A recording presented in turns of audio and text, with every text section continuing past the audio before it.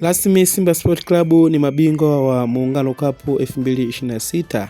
Wamepata ushindi huu mbele ya Yanga Sport Club ambao wameingia fainali nao, wakipata kushinda mbele ya Yanga kwa jumla ya goli 1-0, goli lililofungwa na Selemani Mwalimu kwa mkwaju wa penalty uliopatikana mnamo dakika 30 za nyongeza, baada ya dakika 90 kukamilika pasipo kufungana goli lolote katika vilabu vyote, si kwa Simba wala kwa Yanga. Na mchezo umekamilika na mabingwa rasmi ni Simba Sport Club, huku wakitawala hata katika tuzo, Selemani Mwalimu akichukua tuzo ya mchezaji bora,